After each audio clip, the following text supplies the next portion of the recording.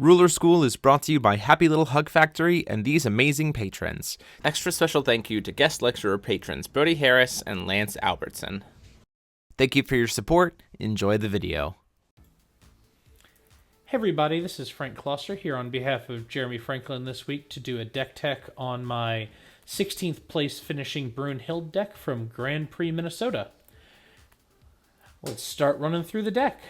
Our ruler is Brunhild / Brunhild the Caller of Spirits.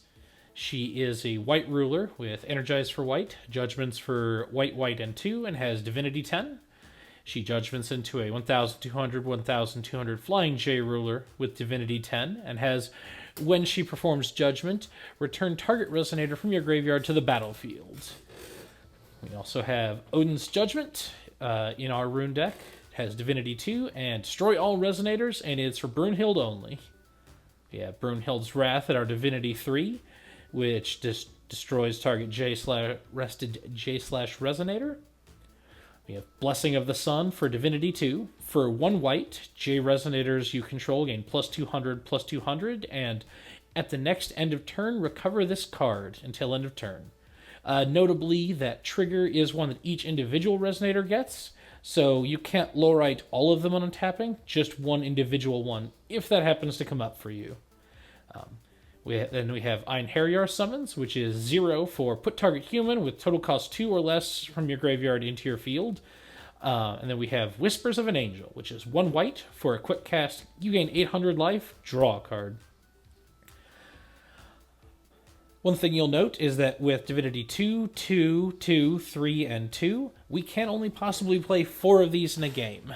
I decided to roll that instead of trying to fit in Sandstorm or the currently pretty useless white one that gives you Barrier for a turn. Just because this is a deck that's going to have a lot to do in your early turns, and so while you will use some of these early on, and we'll get into more of that later, you're really unlikely to want to use all 5 in a game. Like, any game that's going that long, you're going to be relying on Brunhild to close things out, or your reanimation effects, plus some hard-to-kill Jonda arcs, or something like that. So, like, you're not really needing 5 cards worth of value so much as you want 4 really good cards that will help you out in various situations. So let's get into the main deck. We have, for our Resonators, we have 4 Skeletal Hordes, 1-drop 400/400, that when it's put into your graveyard, you get a 100/100 Darkness Skeleton Resonator token, which is important in combination with our next card, John d'Arc the Mad Maiden, a black for a 700/500 human that gains swiftness and cannot be destroyed as long as you have 3 or more Resonators, and if she would deal damage to a J/Resonator, she puts that many +1 or -1/-1 counters on that J Resonator for each 100 damage instead. And the importance here is that while Skeletal Horde by himself is just sort of a medium, like, 1-drop early on, the fact that even killing him still leaves you behind a body means you're more likely to have hit that critical mass of 3 Resonators to get John's swiftness and to make her pretty hard to kill in the current format. After John, we have Ray the Black Owl /0, a black and 1 for a 500/700 beast that cannot be attacked, and that line may seem tacked on, but it's important to remember, since there are actually a decent number of precision Resonators running around the format. I had more than a couple opponents who tried to slam, like, say, a Lorite 7 Disciples into this, only have to be reminded that, nope, that is not a legal thing to do. And then at the beginning of your main phase, you invert this card. The backside is an 800/900 flying white Resonator with entities you control gain cancel the first spell or ability targeting this entity, or cancel target spell or ability that targets this entity. Activate this only once a turn. This is, outside of Faith in the Darkness, probably your best turn 2 play in the deck. At 800/900 is really potent, and then just like naked, it's also alone, it's the most resilient Resonator you've got. It has the largest toughness, and it also is just kind of immune to most spot removal unless they answer it immediately. Joan is probably the strongest Resonator in the deck, but she gets a little better as you go on, and she's also a little better if you manage to get her off of Faith in the Darkness, which we'll get to later. Next up, we have 2 copies of Oborozuki. This is here just to make sure that there are enough 2-drops that Faith in the Darkness always has at least some sort of worthwhile hit. Skeletal Horde always kind of felt like a miss to me, so I wanted just a couple more 2-drops to round out my percentages. For the event, I went with Oborozuki just because she, especially in game 1, before anyone gets much access to graveyard hate, she has some sort of sneaky plays you can do with her. There's the obvious play of she can eat a Skeleton Horde, you still get to keep a body, and then she's an 800 flyer, or you can attack with her and eat a Skeleton Horde or the token to shrink say a Lorite out of chump blocking range to clear out the way. But the other thing you can do is that because we are running these Einherjar summons and we're running Ear further down the line, we have a decent number of ways to bring Joan back, and if your field already has a couple Resonators, or like Joan another and you're playing Oborozuki, you can eat the Joan to give her the plus 200 in flying, or to shrink something out of the way, and then just revive it right away, have it have swiftness and attack again, so you can functionally attack with Joan twice for the turn for the cost of getting a big Oborozuki. Her last ability, Awakening for black, enter, destroy all J-Rulers, is almost impossible to matter. If you get... Spoiling ahead to our stone base a little bit, we only have 6 black sources, so you have to have called all of them for this to even work. And the truth is, Brunhild's Wrath is just a better answer to pretty much anything but Gil. And to be honest, Gil is not going to let you resolve Oborozuki's Awakening anyway.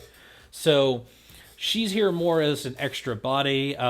This is a card that, like, as I'm bringing in sideboard stuff, 1 or 2 copies of her can slide out just because once I have good answers, I'm willing to take a little bit more risk. And also, as you get more targeted answers, you're going to have to take a little more risk as you're adjusting the numbers under your Faith in the Darkness. Last among our 2-drops, though, is Bethor, the Angel of Treasure. For white and 1, she's a 500 flying with, when this card is put into a graveyard from the field, draw a card. This one seems a little unassuming at first, but she's pretty easy on the mana base, shores up our turn 2 plays, and drawing cards is really nice. Between the reanimation effects we mentioned earlier, the natural card draw from Whispers, the card advantage we get from having access to Odin's Judgment from the get-go, this deck is actually pretty good at being on par advantage-wise or up a little bit, and Bethor is just sort of the last cog that puts that over the top. In games where you're being defensive, she's also something great to get back with Ear as you throw her down, chump block with her, draw a replacement card, then Ear her out, chump block again, and now you prevented 2 attacks and you're up 2 cards, and you still have an Ear hanging around to do more blocking. After this, we get into our 3+ Resonators, and the nice thing here, as you watch as we go through, is they are a human, a Valkyrie, and another human / historical, which, again, peeking ahead to our stone base, none of which can be cancelled. Assuming that you manage to get access to just one of your white stones. So first up we have Vice Leader of the Chivalrous Thieves, Blazer, a 700/800 with, at the beginning of your main phase, draw a card for black and 2. This is one that there's been like a little talk from a few players, but overall this card hasn't seen a lot of press. It was really impressive most of the day. Like, just 700/800 was just big enough to like be hard for most things to kill. It was a decent clock if I was actually, once I was ready to start like getting head on board, and just drawing 2 cards a turn in a deck like this where most of our spells are going to be 2 and less means that by the time you get him down, you're just ready to bury your opponent in field advantage. Like, this on 3 means that on 4 you're almost guaranteed to be able to double spell, and then every turn after that you can continue to double spell your opponent into oblivion. We don't have 4 of this one as a nod to the fact that our 3-drops are split as a nod to the divided nature of our colors. So next up we have 2 Ear Valkyrie of Mercy. White, and 1 for a 600/700 Valkyrie with enter. Put target Resonator with total cost 2 or less from your graveyard into the field. And much like Blazer, this is just a value card. This one's a little bit more short game. This one's a little bit more advantageous in the short game, and that getting back a Joan or a Ray right away is a good way to continue applying pressure. Next up, we have our only 4-drop in the list, Blazer, the Legendary Thief. He is an 800/800 precision human historical for a darkness and 3 that has, when he enters the field, look at your opponent's hand and choose a card. They discard that card, put a +100/+100 counter on this card, and you can remove a +100/+100 counter from this card. Choose one. Remove an attacking J/Resonator battling with this card from battle, or cancel target spell ability targeting this card. This one is great in the late game for trying to pick off the last reactive card your opponent might have before battle, including some top-decked miscalculations to try and hamper with your late game, or to pull out their closer. Like in Black Mirrors, this one came down a couple times to grab some Belials they brought in to try and stabilize the battlefield, and instead leave them just staring at a giant battlefield they had no hope of surpassing. Precision is also a pretty relevant keyword. At 900/900, he's bigger than a lot of things around, so he can sort of act as removal or just getting out troublesome ones. So if your opponent's field is starting to get big enough that you're worried about them destroying your board on the crackback, Blazer sort of breaks that symmetry, or he just starts crashing into the face. After this, we get into our non-Resonator spells, and first up is probably the most important in the deck, Faith in the Darkness. You look at the top 5 cards of your deck. You may put a Resonator with total cost 2 or less from among them into the field, and if you put Jeanne d'Arc the Mad Maiden into the field this way, she gets 2 +100/+100 counters, swiftness, and first strike until the end of turn. The rest go on the bottom of your deck in any order. This is sort of part of the draw of the deck, is that this card has been well acknowledged as a powerful card, and there's definitely really good hits for it right now. And so sort of the draw of John plus Faith in the Darkness for this ultra consistent, powerful 2-drops is something that lots of people have been looking for a good deck for a while, and this is the best one I have found for it. Your top picks are obviously John, just because of 900/700 swiftness that shrinks anything it hits is really, really good, and she's quite often indestructible. And next up is, of course, Ray, like we discussed earlier. Just big, protects your entire field. If she sticks around, you get to start ignoring Mosasaurus triggers. It's pretty good. Then we have next up we have what will be no surprise to anyone who's heard me, who's seen any of my writing or listened to me before, but we have 2 Resuscitating Will and 2 Flourishing Hope / Burgeoning Despair. These are 2 really powerful, really inexpensive white cards from the previous cluster that just sort of supercharge any J-Ruler strategy, and ours is a 1,200 flyer. There were more than a few games where I just got in a few early hits, say a couple Rays or a Ray and a Joan, and then just closed out the game with swinging Brunhild twice in a turn. And then Flourishing Hope is obviously there to protect her from, say, the Black Rune decks that have a J-Ruler kill, or opposing Brunhild's Wraths, or just someone slamming something into Brunhild. And the Burgeoning Despair side is also notably useful right now. Because we have access to Brunhild's Wrath and Odin Judgment in the Rune deck, and we have a couple other kill spells in here, Burgeoning Despair actually puts us at a decent number of kill spells, enough to the point not to get to full control status, but be a very reactive mid-range deck if you need to be in that role, without really costing you a lot of extra slots. It also, because it sits in the exile zone, can't be discarded, so it just gets to hang out until the time is right, with your opponent not really able to mess with it right now. Then we have Miscalculation. This one is just a nod to the existence of Carrick. If you play in the US, there are going to be Carricks around you. No matter how good or bad he is sitting, there are red players in the US who are very dedicated to what they do, and so long as they're around, you're going to want some miscalcs. I made the mistake of underestimating how many Kyrix would be up in Minnesota, and that was where I picked up some of the losses that kept me out of top 8. And I wish I had in Minnesota. I had one more 2-drop and then a Command of Life and Death main instead of these 2 miscalculations, and I am reasonably confident that these could have swung me a couple of Keurig games and put me into the top 8 given the way the day hashed out. And so I definitely suggest having just a couple of these to shore yourself up. They can help stem the early bleeding that match where you do have to be a bit more reactive so that you can Odin's Judgment with a fairly healthy life total, and then while they're ideally low on threats, you can start to slam down your very potent 2-drops and just take control of the game. Last up, we have our discard package, which is 3 Look of Corruption, 1 black for look at your opponent's hand, choose a card with total cost 4 or less, they discard the card, and if the card was awakened, also choose a card with total cost 5 or more, and they discard that card. And the awakening cost is black and 1. And then Glint of Insight, black for name a card, your opponent reveals their hand and discards all cards that shares a name with a named card.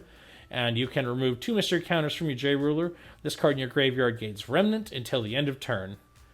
Which there are 4 stones from the Dark Castle in the stone deck, so you do get to flash this back. Generally, just 1 copy in a match. But between these 2 and the couple copies of Blazer, you have just enough disruption, not really to destroy your opponent's hand, but you're not really looking to do that. You're just looking to take the key pieces that sort of interfere with your game plan of establishing these very potent, very undercosted threats, and then pressuring them until they're gone. And so these can take, say, if there's removal that's going to really punch a hole in your tempo, you can take that.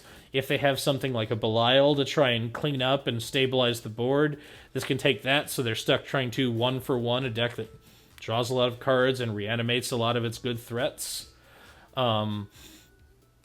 If they're a control deck and you're about ready to play one of your bigger sideboard cards, these can clear the way for that. They're just sort of catch-alls. They're very inexpensive, so they're good. They feed, because we're so heavy on 2s, they feed in nicely on odd mana turns. So we get to the stone deck. Stone deck is just 3 cards. We have 4 stone from the Dark Castle. It counts as a Darkness Magic Stone, which isn't relevant in this deck, but it produces black, and when it enters you get a mystery counter, which helps turn Glint of Insight into 2 cards instead of 1. We have Magic Stone of Corruption, which produces black, and you can tap, pay black, and banish this card, and your opponent discards a card. This one is, there's only 2 copies, and having this one specifically is not nearly as important. I don't think I actually activated the ability a single time, so it could come up, but it was functionally just a Darkness Magic Stone for me. You could try out the stone from the Lich side of things that allows you to self-mill, so if you have odd mana, you can hopefully... Your odds aren't great of getting what you want, but you could hopefully spike a Glint or a Joan d'Arc. You could also... If you want some more sideboard options, you could try and sneak some of the Null Darkness Stone that produces black or can produce red for life to try and get yourself some sort of reach or to get Chainbind or something in the sideboard. And then last we have Magic Stone of Faith, which is produce white, and if you spend it to play a human or Valkyrie, it cannot be cancelled. This one is so good. Just blanking all but Winds of Salvation against any green deck for your Blazers, your Valkyries of Mercies, and some of your potential sideboard options is just it makes them want to their big, more expensive cancels, which they're hoping to catch your top end stuff with, which all of a sudden look really embarrassing. There aren't really a lot of inexpensive cancels, so your first couple turns are likely to go uninteracted with on the chase anyway. And so for a green deck, if you suddenly turn functionally all of their cancels for the first 3 or 4 turns into duds, it starts to clutter them up with a lot of dead cards and leaves them with only a narrow number of draws that can really impact things. It can leave you in the situation of like the very late game, it's hard to resolve anything. But by that point, against a deck that's playing that reactive, that's just when you're looking to flip Brunhild and get aggressive, and close the game. Now, it's worth noting we have 4 white and 6 black stones, and we have a lot of double black spells. We have a few double white spells. Like, this looks like this might look to someone who hasn't seen it in action like a very inconsistent mana base, but it actually, thanks to the way the deck is balanced and the way the rune deck works, it actually ends up being like pretty consistent. Like, I can't remember a game up in Minneapolis where I didn't use all of my mana on the first 3 turns, unless I just only had a 2-drop to play on turn 3. Because if your first stone is white, you're just going to Whispers of an Angel, get yourself a second card, an extra card, and a little extra life buffer. That also means that if you happen to draw double white, you are set up for Odin's Judgment, and the extra card means you're more likely to have found a Bethor or a Miscalculation to get some spells going until you find your first black source. On the other hand, if you draw black, you have 9 black 1-drops and your 5 discard spells and Skeletal Horde. Ray is black and 1. Double black leads you into Joan and Faith in the Darkness, which are your ideal turn 2 plays. Our 3 is really where we start to get, you need the cards to line up with what your stones coming out. Blazer's a little easier on the meta since he just wants to see 1 black source, but Ear does need 2 whites, so that's why there's only 2 of what is otherwise a very good tempo play in this list, because there are just times where double white on 3 isn't going to cooperate. But after that we have Blazer 4, who by 4 stones you will have found a black. The odds of going all 4 of your whites in a row are low enough to not be worth mentioning. And so this deck sort of plays out turn 1, you're either a Skeletal Horde or you're developing card advantage. Turn 2, you're going to be playing one of your 2-drops.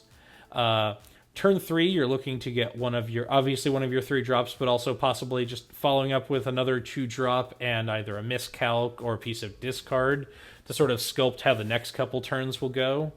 And then from there, you're either continuing to deploy threats as you still have cards in hand, or preparing to Judgment or Odin's Judgment to sort of sink the battlefield. And because of this combination of flexible options depending on what mana you get, and because your spells are a combination of very resilient, high value, and high stat per cost, you can sort of play this flex plan of, if you need to be, you can get very aggressive, getting early Rays and Jones in play and just really pressuring life totals effectively, or you can play more reactive using a miscalc or discard spell into an Odin's Judgment, or into a Brunhild's Wrath and an Odin's Judgment, to really keep your opponent from effectively developing for several turns. By which point you will have drawn back enough cards to start to really deploy multiple threats a turn, which is when you'll get to these Jones being swift to start to close out the game fast if you just started deploying late, or them all being indestructible. Or the obvious dream case of having 3 of her in play and then an Odin's Judgment, so that they all cannot be destroyed, and then just suddenly get to face a completely unchallenged battlefield. It did happen to me one time in the event. I can say it is amazing feeling.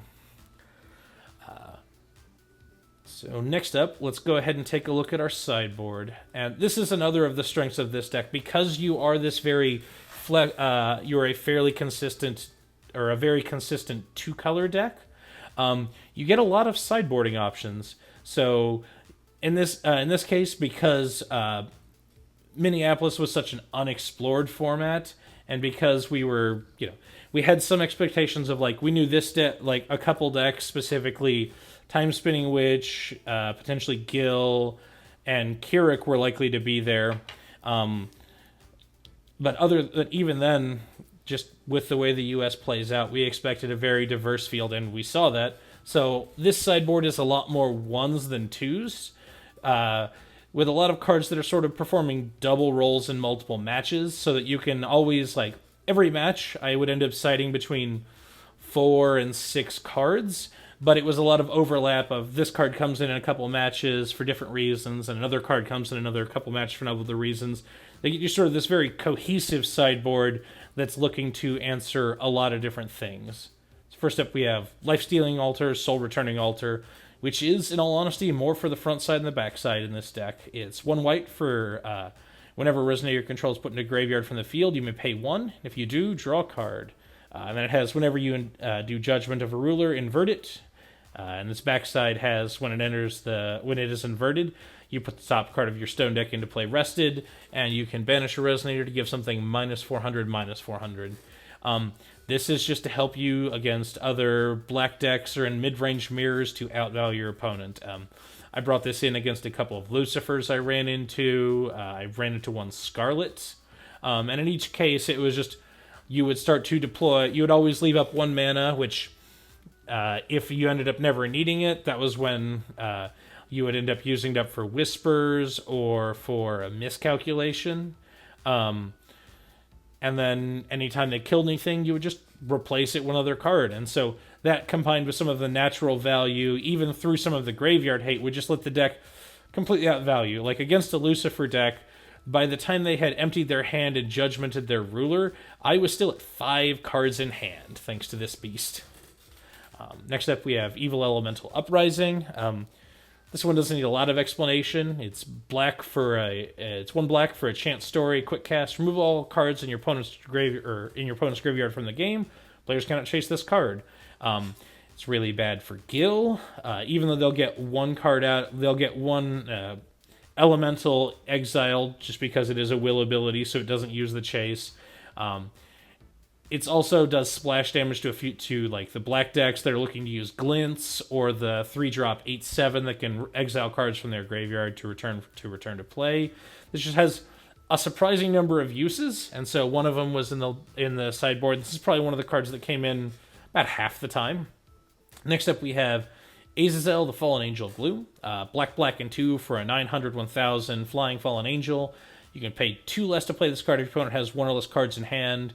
And choose 1, look at the top 2 cards of your deck, put a card from among them into your hand and the rest in your graveyard, or target 2 Resonators your opponent controls, your opponent banishes 1 of them. This is one of the cards that starts to really play multiple roles. In mid-range fights, this would be the stuff I would bring in to start to get more value, so that you could go just a little bit longer and make sure and close. Since even if they didn't have anything you wanted to kill, you could just start putting more cards in your hand.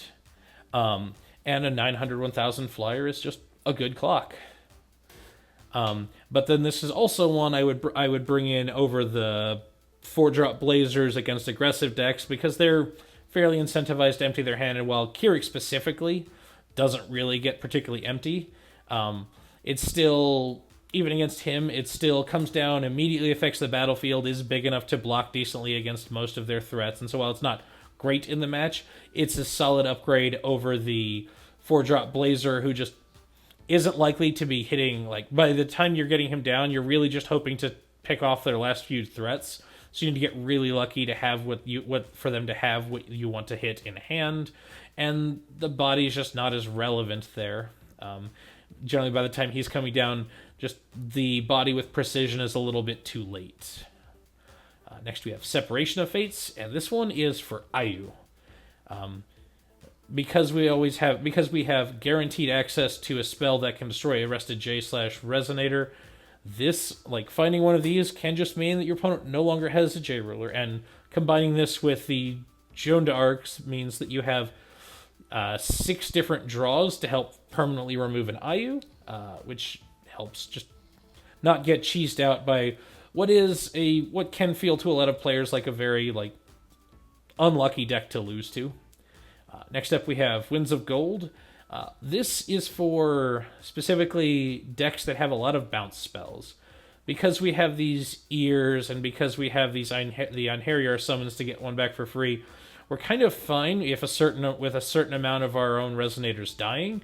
But because we have this split mana base, and we do have a decent number of double black and other higher necessity cards, the deck is fairly consistent deploying on curve, but if you start to get bounced, you'll end up clustered with a lot of cards in your hand that it's very hard to clean out once you get that many in hand. And this is part of the reason why the deck has a very rough matchup against Time Spinning Witch, because the Dragon Lord's Breath is very good against this deck. And so Winds of Gold was in here as just a one-of to hopefully cancel some of those and sort of get some tempo back in that aspect. If you're running into more of those, or if the format, people start to accept that Time Spinning Witch is the best deck and centralize on those, and you still want to play this, I would increase this to a 2-of. But next up we have Belial, the Evil from the Scriptures. Black, and 3 for 1,200 flying, Fallen Angel. If your life is 1,000 or less, you may pay 3 less to play this card, and it's enter, destroy all non-Fallen Angel Resonators, and whenever a Resonator is put into a graveyard from the field, this card deals 100 damage to your opponent. This is really there to give you a bigger top end if you run into other mid-range decks. Against control decks, you're really looking to maximize, seeing your Jones, seeing your Rays, the low-cost threats, they're hard to get under them, and you're sort of main decked for really beating Gil and the green decks. So this is for if you run into other black decks that tend to have a lot of Resonators, if you run into the Oddball Lich, or a Lucifer that's running more, bodies in it, or if you run into, say, a white Brunhild list, or there's all kinds of random mid-range decks you run into, and this is just really a go over the top of them and finish the game card. And obviously, even if they answer it once, this is exactly the kind of thing that you want to bring back with Brunhild's backside, leaving you with 2,400 flying power and ideally little to no opposing battlefield. Next up, we have a whole, what looks like a grab bag of removal. We've got 1 miscalculation for destroying a target attacking Resonator on the cheap, a Naughty Child's Chastising for a little more to get a life buffer, Forbidden Arts for black and a white to quick cast destroy any target Resonator, and then 2 Life-Severing Blade for black and 2 to destroy target Resonator with quick cast, and if a Resonator you control was put into a graveyard from the field this turn, you can pay 2 less to play it. The odd split here is because you want different sections of these for different matchups. Against an aggressive deck, you want to get the extra Miscalculation, the Naughty Childs, and then possibly one of the Severing Blades to just shore up on cheap removal.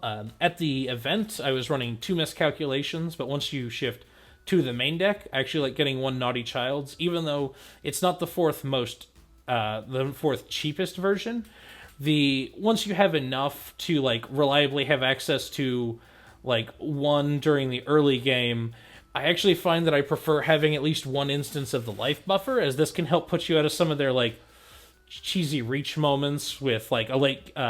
It's pretty common for them to put you just low enough that if they manage to top deck a Welser or a Shooting Star to pair with their high speed, that all of a sudden they can just kill you out of nowhere, and this can really help put you back out of reach of that. And so these are the 2 I bring in against aggressive matches.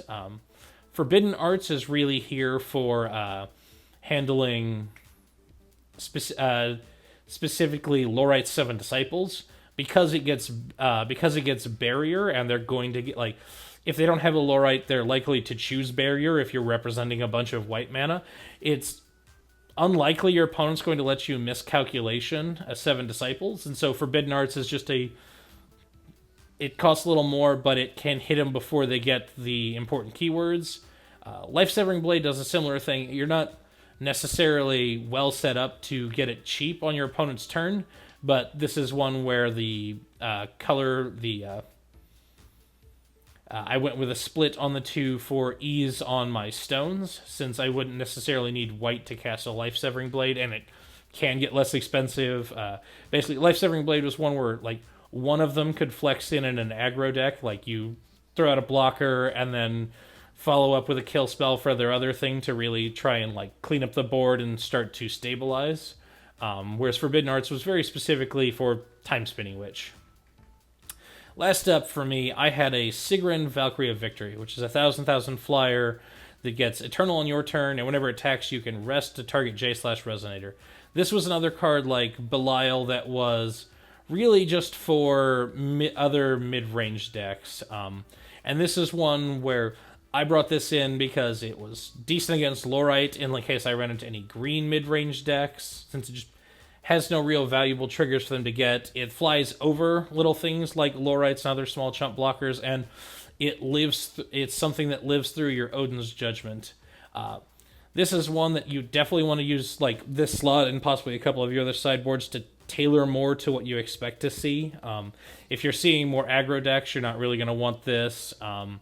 This is not really a good one to bring in against Time Spinning Witch. This is really just I brought it in against Gil just because he was an uncancelable big flyer, and other than that, it was just for mid-range decks. I've had pretty good results with her, but she's not anything super standout, so if you have another preferred card, feel free to swap it in here.